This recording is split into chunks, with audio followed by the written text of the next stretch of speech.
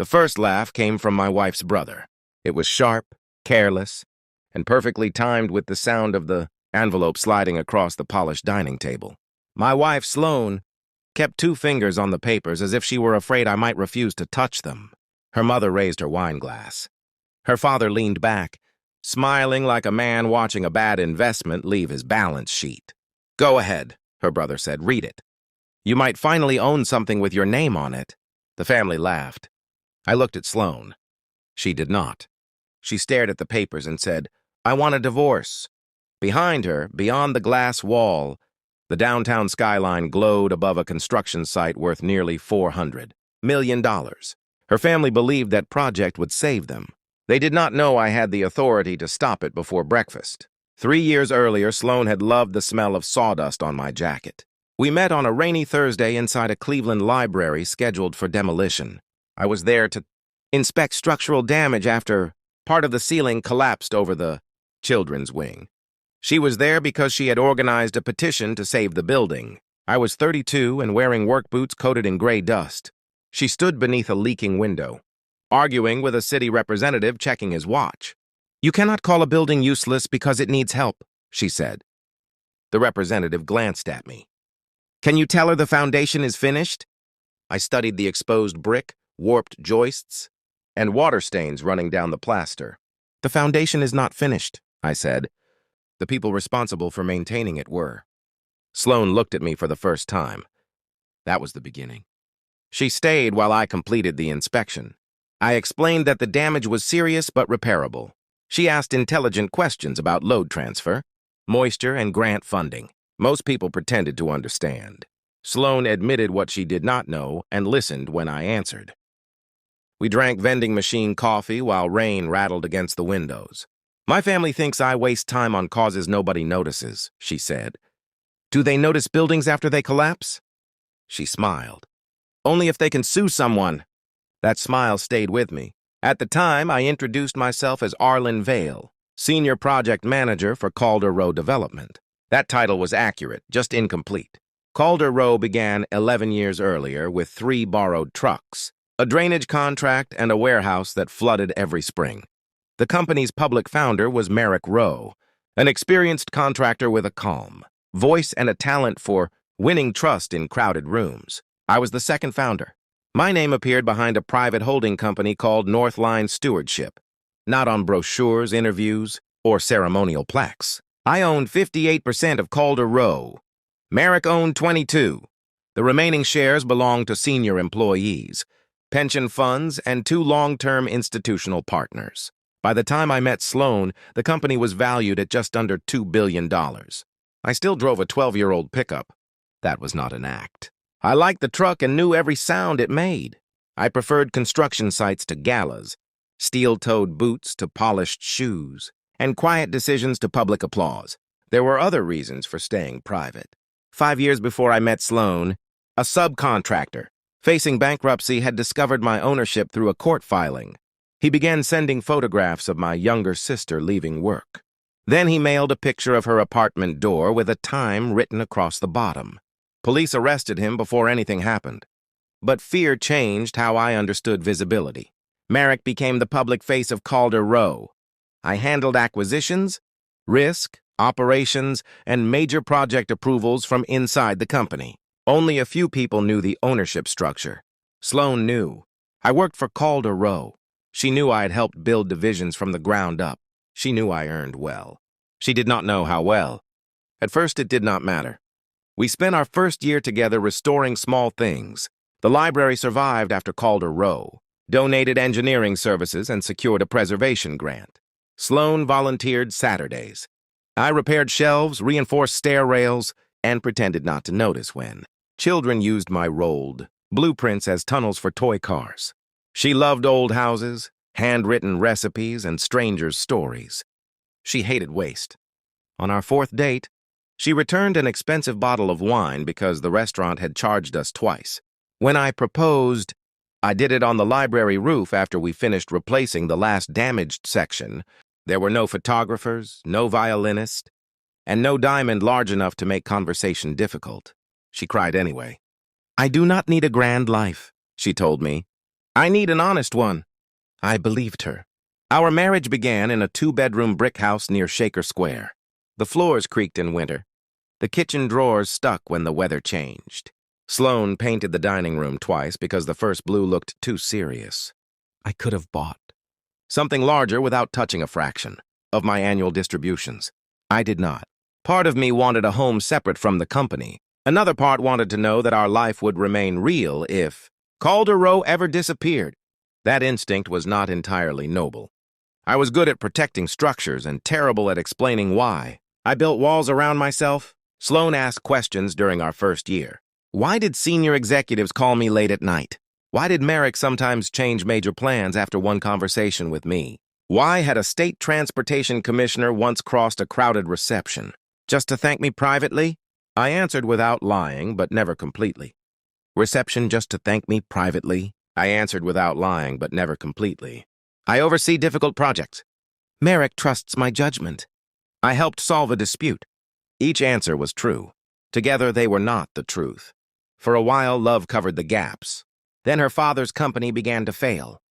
Gideon Marrow owned Marrow & Sons Fabrication, a regional steel supplier founded by Sloane's grandfather. For decades, the company produced structural components for schools, warehouses, and mid-rise offices.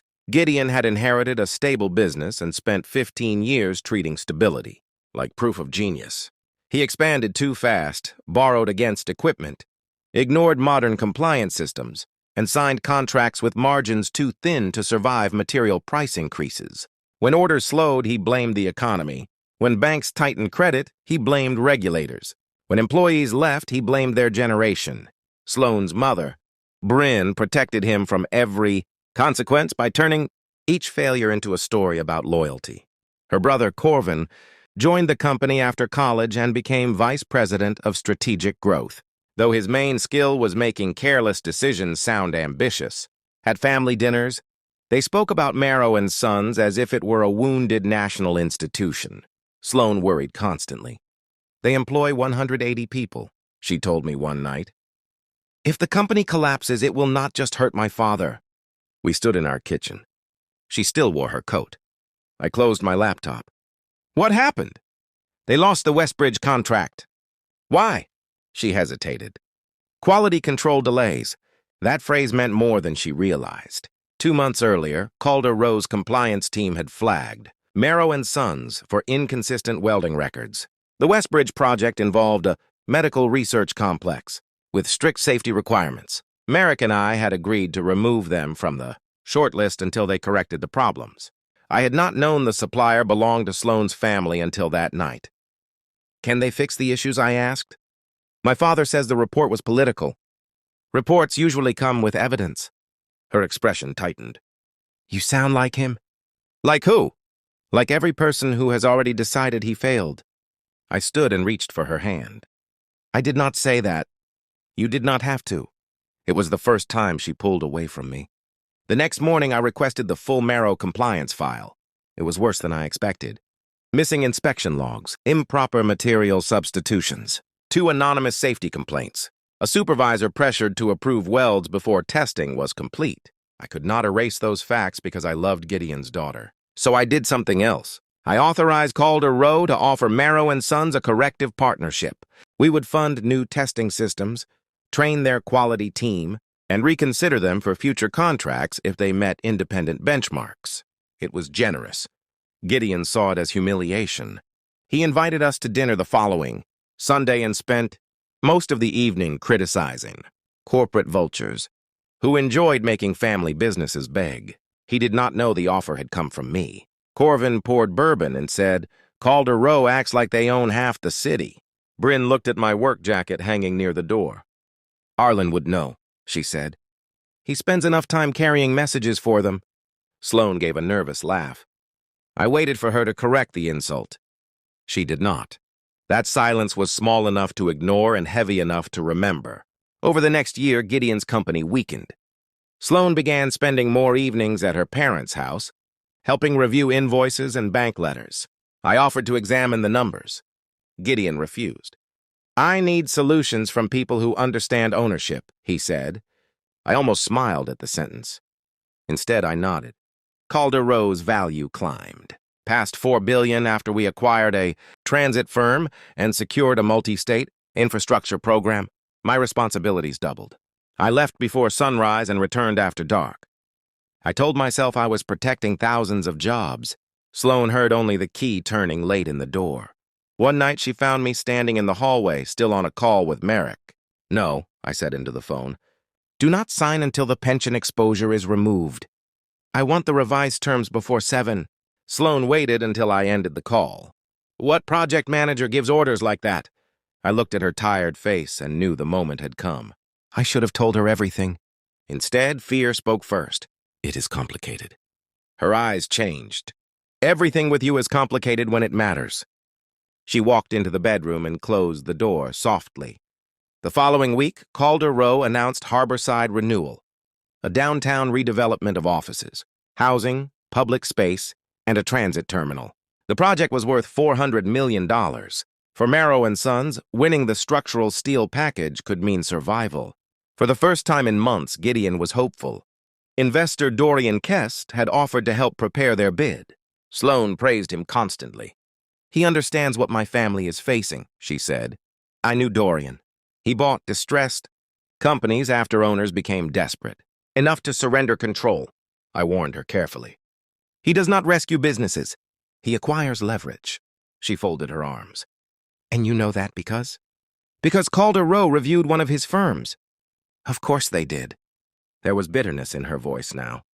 "Your company reviews everyone, judges everyone, decides who deserves to survive." I stared at her. "You think that is what I do?" "I think you come home exhausted from helping powerful men build things, then act surprised that my family needs more than advice." 2 days later, General Counsel Ione Mercer placed a file on my desk. "We found this attached to Marrow's preliminary Harborside submission," she said. Inside was an internal Calder Row risk memorandum. Confidential. Stamped. Copied from a folder I kept in my home office. Only 3 people had access to that room. Ione watched me read. "Do you want security involved?" I looked at the faint crease across the page. Exactly where Sloane folded documents when placing them in her handbag. "No," I said. Then I reached the final sheet. It contained the signature page from a draft confidentiality agreement. My signature had been traced onto it, not copied, practiced. Below it, in Sloane's handwriting, were 5 words. "He never checks the details." I stared at the 5 words until the ink blurred. "He never checks the details." For a long moment, I could not decide. Which hurt more, the forged signature or the certainty behind the sentence. Sloane had not written it in anger. She had written it as an observation, something she genuinely believed about me. Ione remained silent across the desk. Finally, she asked, "What do you want to do?" "Nothing yet." "That document alone justifies opening an internal investigation." "I know." She may not have understood what she was taking. "She understood enough to hide it." I closed the file carefully. "I need proof before I accuse anyone." Over the next 2 weeks, I barely slept. Not because of Harborside. Not because of the board. Because every evening I returned to a house that no longer felt honest. Sloane smiled when she wanted to avoid questions. She began locking her phone. She attended more family meetings. She avoided discussing Harborside whenever I entered the room. I never searched her phone. I never followed her. If the truth existed, I wanted it to walk toward me without being dragged. It did. Late Thursday afternoon, Ione entered my office carrying another folder. "This came from compliance." She placed photographs on the table. Copies of confidential Calder Row bid projections had been attached to Marrow & Sons' proposal. Not enough to win the contract. Enough to violate every confidentiality agreement in the process. Someone wanted Gideon's company to appear more competitive than it really was. Someone had crossed a line. That evening, I drove home through steady rain. Sloane was already there. She stood at the kitchen counter preparing dinner. For a second, everything looked normal. Then she asked, without turning around, "Were you busy today?" "Yes." "With Harborside?" I looked at her. "Why?" "No reason." She finally faced me. There was guilt in her eyes. Not panic, not fear. Guilt. I almost told her everything. Instead, I asked, "Is there anything you want to tell me?" She hesitated. "No." That single word ended something inside me. The following Monday, I met Merrick Rowe before sunrise. Our executive conference room overlooked the river. Blueprints covered the table. Harborside occupied nearly half the city's waterfront. This project changes the company, Merrick said. It changes the city. He noticed my silence. This isn't about steel suppliers. No, it's your marriage. I nodded. He waited. You could tell her, he said quietly. She deserves to know. She deserved honesty before she copied confidential files. You still love her. I do. Then why are you protecting her? I looked through the glass toward the cranes. Because protecting someone and trusting someone aren't always the same thing. Meanwhile, Gideon's confidence returned. Marrow and Sons suddenly behaved as though the contract already belonged to them. Corvin celebrated before negotiations had even begun. Bryn told relatives that important investors believed the family business was entering a new era. Sloane repeated those words almost exactly. Dad says everything is finally turning around. I smiled faintly. I hope it is. She studied me. You're taking this surprisingly well. What should I do? Argue. I don't want to argue. She looked disappointed, almost as though she had expected resistance. 3 nights later, she asked me to attend dinner with her family. I accepted immediately. The restaurant overlooked the river where Harborside would eventually rise. Everyone seemed unusually cheerful. Dorian Kest was there. So was Gideon's attorney. Even before appetizers arrived, I understood. This was not a family dinner. This was a celebration. Corvin lifted his glass. To new beginnings. Everyone toasted. Everyone except me. Dorian smiled politely. Arlen, Sloane tells me you've worked around Calder Row for years. I have. You must know many influential people. A few. You should introduce Gideon to whoever approves subcontractors. I don't think introductions work that way. Corvin laughed. Listen to him. He still thinks promotions happen because of hard work. The table laughed. Sloane looked down instead of defending me. Again, dinner ended. As we walked toward the parking lot, Sloane finally spoke. You embarrassed my father. I answered a question. You could have helped. With what? You know people. I know rules. She stopped walking. My family needs opportunity. They need compliance. You always choose the company. No, I choose integrity. Her expression hardened. That's exactly what someone without real power says. She walked away before I could answer. The next morning, I instructed legal to suspend. Marrow and Sons bid pending a confidential review. No announcement. No accusations. No publicity. Only procedure. Exactly as the rules required. That afternoon, Sloane didn't come home. She returned after midnight. I heard her quietly opening drawers inside my office. I remained upstairs. 5 minutes later, she closed the door again. The following morning, another confidential document was missing. Now I knew. Not because I had caught her. Because I had given her every opportunity to stop. She never did. A week later, she asked me to meet her parents on Sunday evening. It's important, she said. Everyone will be there. When we arrived, the dining room had been prepared like a formal celebration. Crystal glasses, expensive wine, fresh flowers. An envelope rested neatly beside my plate. My name was written across the front. No one smiled when I sat down. Not at first.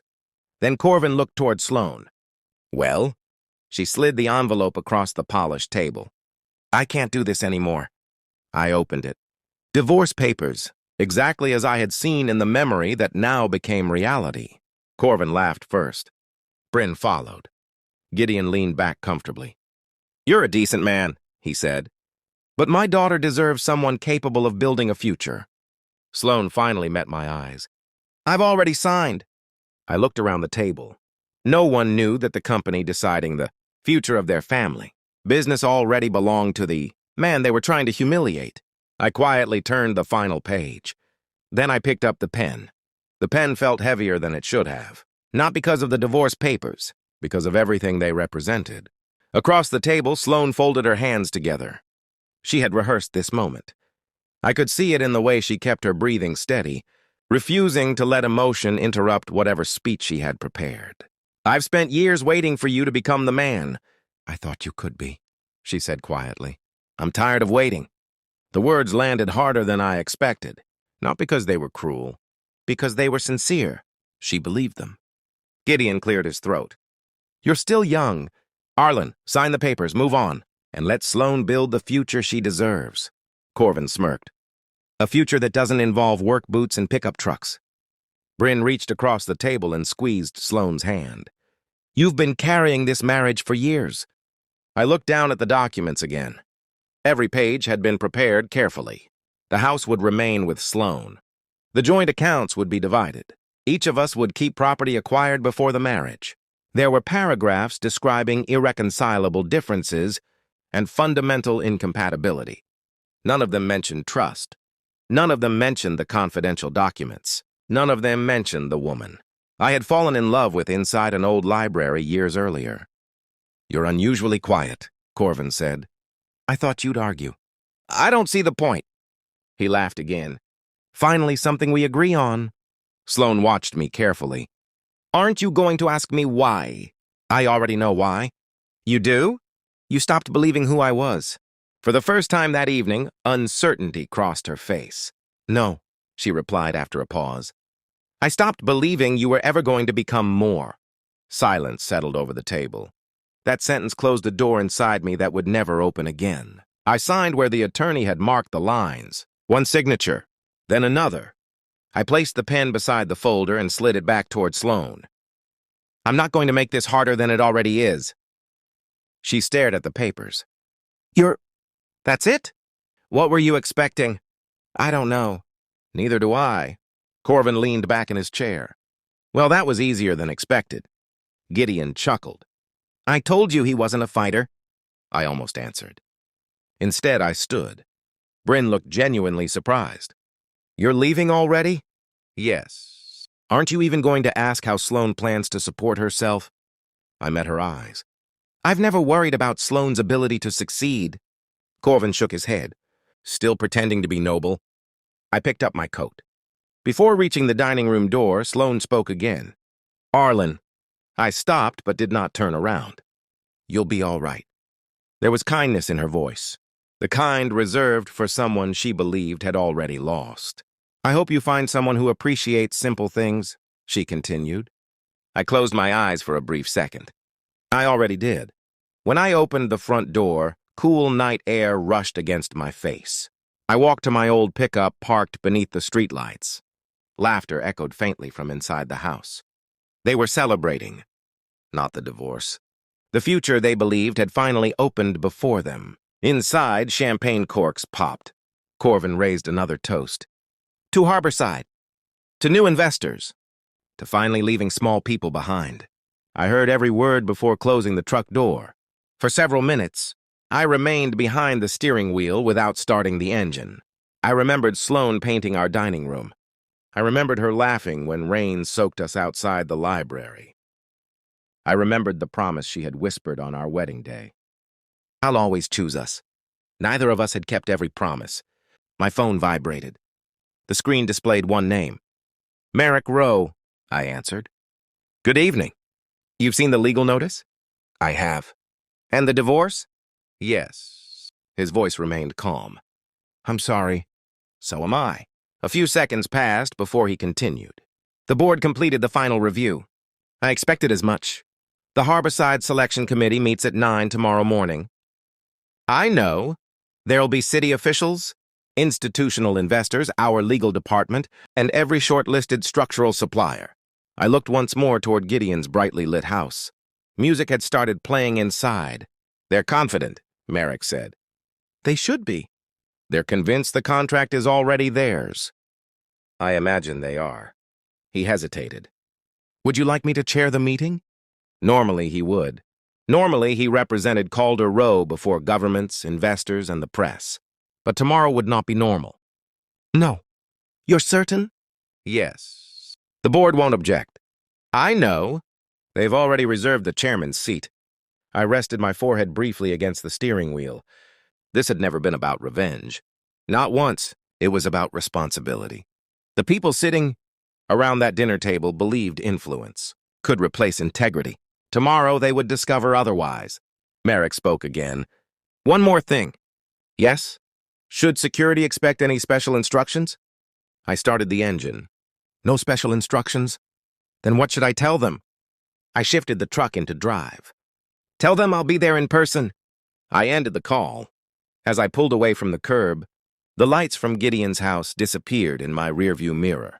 None of them realized that in less than 12 hours, they would walk into the headquarters of the company they had spent years mocking through me, and for the first time in our marriage, Sloane was finally going to meet the man she had divorced. The headquarters of Calder Row overlooked the eastern riverfront, where glass towers met the skeletons of tomorrow. Every morning before sunrise, dozens of cranes stood motionless against the skyline. By 8:30, they were already moving. Steel rose, concrete flowed. Entire streets transformed one measured decision at a time. I parked my old pickup in the underground garage reserved for senior executives. No one gave the truck a second glance. The security officers recognized me long before they recognized the vehicle. "Good morning, Mr. Vale." "Morning." One of them stepped toward the elevator. "The board is already assembling on the 42nd floor." "Thank you." As the elevator climbed, I watched my reflection in the polished steel doors. The same navy suit, the same watch I had worn for years. No designer logo, no attempt to impress anyone. Power had never depended on appearance. The elevator doors opened. Outside, Merrick Rowe was waiting with Ione Mercer and Chief Financial Officer Helena Orsini. Neither of them spoke immediately. Merrick simply extended his hand. "I'm sorry about yesterday." I shook it. "So am I." Helena handed me a leather portfolio. "The revised Harborside recommendations." I opened it while walking toward the boardroom. Everything had already been reviewed. Engineering, financial risk, environmental compliance, independent audits, legal findings. The conclusion had not changed. Marrow and Sons had failed multiple mandatory compliance requirements. The copied Calder Row documents had triggered an internal forensic review. The traced signature had already been verified by handwriting experts. The evidence was complete. None of it had anything to do with my marriage. Everything had to do with corporate integrity. I closed the portfolio. "No changes." "None," Helena replied. Outside the boardroom, assistants moved quietly between conference tables carrying coffee and briefing folders. A city transportation commissioner stood speaking with two institutional investors. The mayor's infrastructure advisor reviewed final projections with the legal department. Harborside was too important for mistakes. This project would reshape an entire district. It would create thousands of jobs. The wrong contractor could delay the city for years. The right contractor could transform it for generations. At precisely 9 o'clock, the receptionist approached. "They've arrived." Merrick looked toward me. "Ready?" I nodded once. "Let's begin." The double doors opened. Gideon Marrow entered first. His confidence filled the room several seconds before he did. Behind him walked Corvin Bryn, Dorian Kest, and finally Sloane. She looked composed, professional, certain that today marked the beginning of her family's recovery. Their attention immediately moved to Merrick. Of course it did. Every newspaper in the country knew his face. He greeted them politely. "Good morning." Gideon smiled broadly. "Mr. Rowe, thank you for giving us this opportunity." "Our pleasure." They exchanged handshakes. No one looked at me twice. To them, I was simply another executive seated quietly near the head of the table. Corvin leaned toward Sloane and whispered something. She smiled faintly. I wondered whether she had noticed my seat. Probably not. Her attention remained fixed on Merrick. The legal team distributed presentation folders. The projector illuminated the first slide. Harborside Urban Renewal, Final Procurement Review. After several minutes of technical discussion, Gideon began presenting Marrow and Sons' proposal. He spoke confidently. He described decades of experience. Local employment, family values, community investment. Everything sounded convincing, until Helena asked the first question. "Can you explain the inconsistencies between your certified welding records and the independent inspection reports submitted on April 14th? Gideon's smile weakened. "I believe those issues were resolved." Helena opened a file. "Our auditors disagree," Corvin interrupted. "Surely minor documentation shouldn't overshadow 30 years of successful work." Ione Mercer calmly responded. "These are not documentation issues. They are safety issues." Silence settled briefly around the table. Gideon recovered. "We've corrected every concern." Have you? Helena asked. She pressed a remote. The next slide appeared. Inspection dates, material substitutions, failed stress test results, anonymous internal complaints, every finding supported by independent evidence. Sloane slowly turned toward her father. It was the first uncertainty I had seen on her face that morning. Dorian Kest leaned forward. My understanding is that these matters had already been addressed. They had not, Helena answered. And there is another issue. She looked toward me. I met her eyes briefly, then nodded once. She continued. Our internal investigation also discovered confidential Calder Row documents incorporated into Marrow and Sons, preliminary submission. The room became still, not dramatically, not theatrically, simply because everyone present understood the seriousness of that sentence. Gideon frowned. There must be some misunderstanding. There isn't. Ione placed several documents on the table. These pages originated from confidential executive files. Corvin immediately shook his head. We've never seen those. You have? No. The forensic analysis says otherwise. Sloane stared at the documents. Her breathing slowed. She recognized the paper before anyone else did.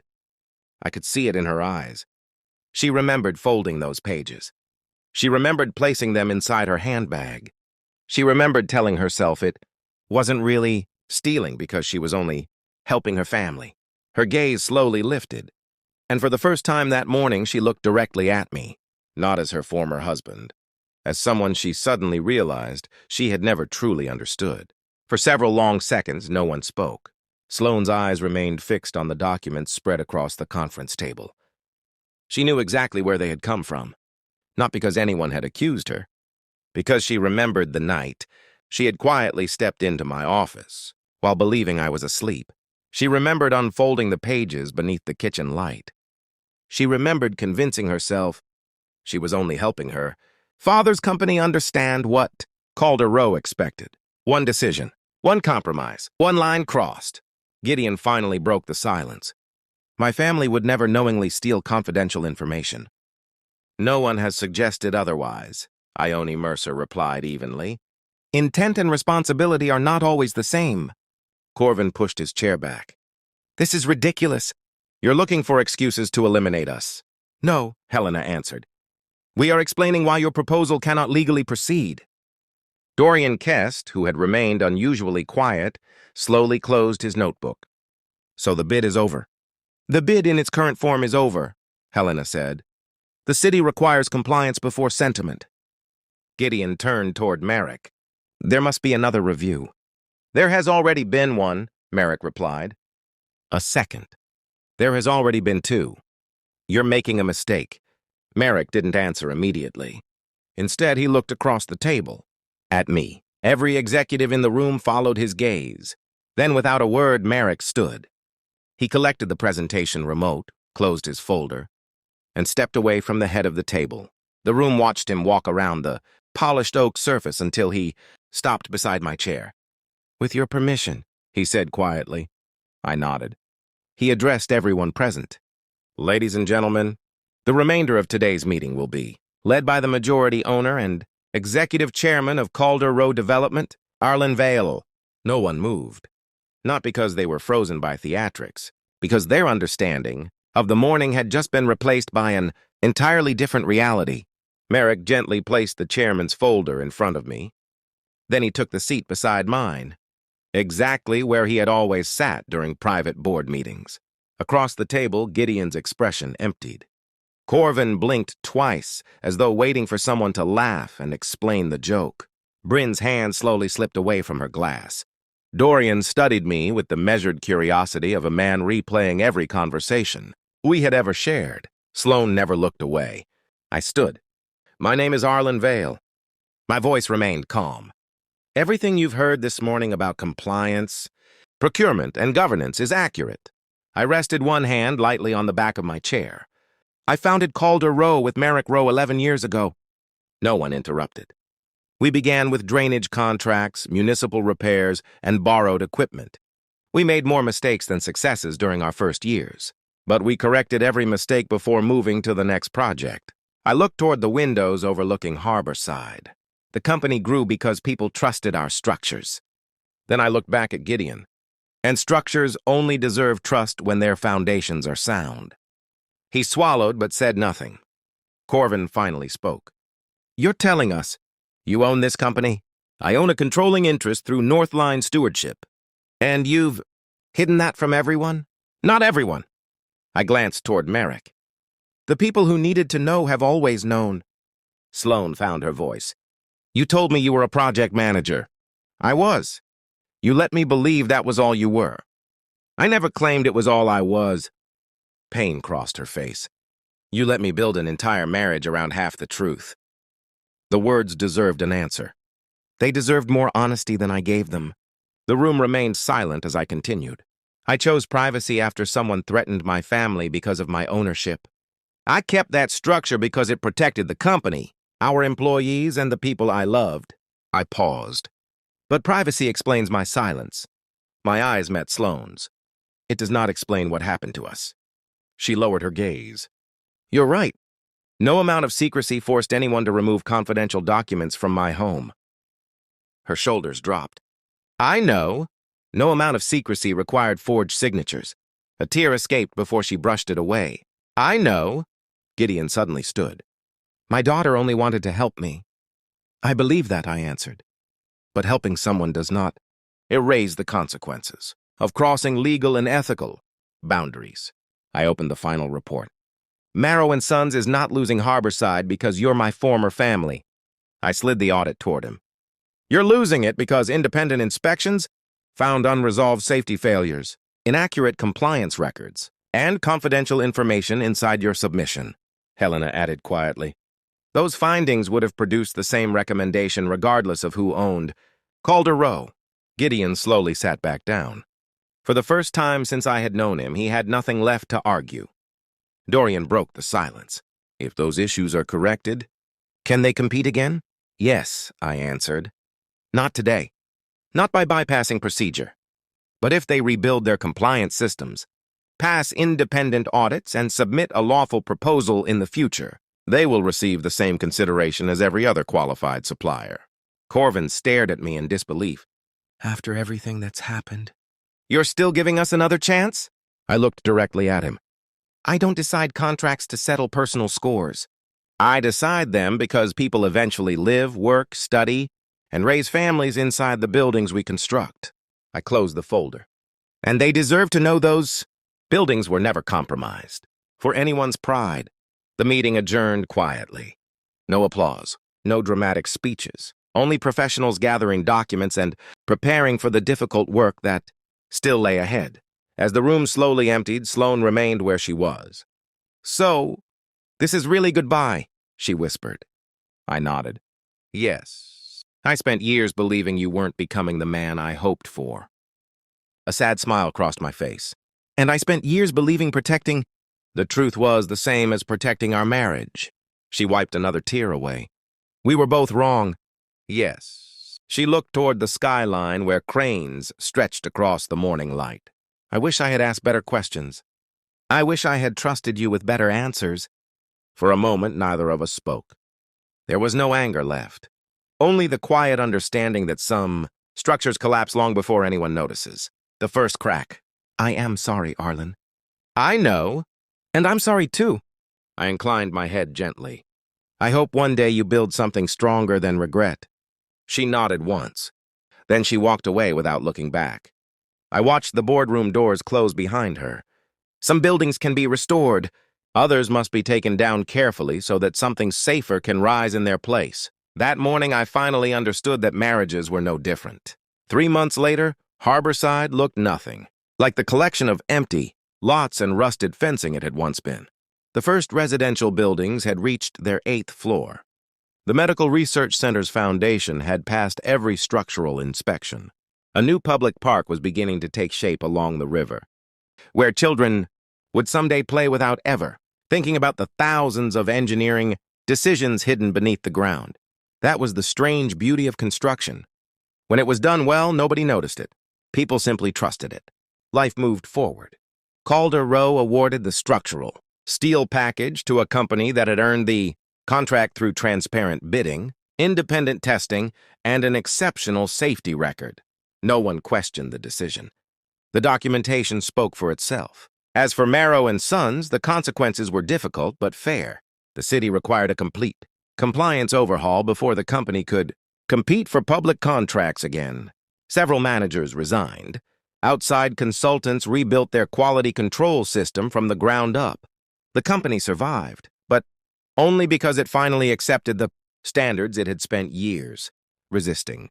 Months later, Gideon requested a meeting. He arrived alone. He looked older than I remembered. Not defeated, just tired. I blamed everyone except myself, he admitted after sitting down. I thought experience gave me permission to ignore change. I listened without interrupting. I also taught my family that pride was more important than accountability. He lowered his eyes. For that, I'm sorry. I accepted the apology. Not because it erased the past. Because carrying resentment would never build a better future. Before leaving, Gideon stopped at the door. You know, I looked up. You were the kind of son I should have appreciated long before. I knew what you owned. After he left, I sat quietly for several minutes. Those words would have meant everything to me a year earlier. Now they simply felt peaceful. Corvin eventually resigned from the family business and enrolled in an executive operations program, recommended by one of Calder Rowe's training partners. For the first time in his career, he started learning instead of pretending. Bryn remained close to her family, but those who knew her noticed she had become slower to judge people by appearances. Life has a way of teaching lessons that no argument ever can. I never saw Dorian Kest again. He invested elsewhere. Business continued. So did mine. One autumn morning, I stood on the roof of the nearly completed children's hospital overlooking Harborside. The sunrise reflected across hundreds of newly installed windows. Below, engineers reviewed safety checklists while electricians completed the final systems testing. Merrick joined me with 2 coffee cups. You've been coming here every week. I like watching things become real. He handed me a cup. You could retire tomorrow. I could. But you won't. I smiled. No. He laughed softly. I didn't think so. For a while, we stood without speaking. Construction sites always sounded chaotic from a distance. Up close, every movement had purpose. Every worker depended on another. Every beam trusted the one beneath it. Every measurement mattered. That afternoon, I received a handwritten letter. The return address surprised me. Sloane. Inside was only 1 page. No requests, no explanations, no attempt to reopen what had already ended. She wrote that she had accepted a position with a non-profit organization restoring historic community buildings. She said the old library where we first met had inspired her to begin again. Near the end of the letter, she wrote, I spent years believing success could only be measured by what everyone else could see. Thank you for teaching me, even too late. That character is built where nobody is watching. I folded the letter carefully and placed it inside my desk, not as a reminder of loss, as a reminder that people can grow even after they have disappointed one another. I never wrote back. Some conversations belong to memory, not because forgiveness is impossible, because peace sometimes asks us to stop adding new chapters to stories that have already reached their proper ending. A year after Harborside opened, families filled the park along the river. Children ran across bridges our engineers had designed. Doctors walked into the new hospital carrying hope instead of blueprints. Office workers filled buildings that had once existed only as lines on paper. No one passing through that neighborhood knew my name. They didn't need to. The strongest structures are rarely remembered for the people who built them. They're remembered because they quietly keep everyone else standing.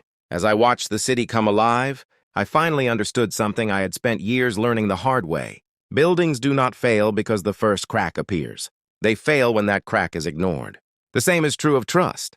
And if there is one lesson worth carrying into every future we build, it is this. The greatest foundations are never poured in concrete first. They are poured in character.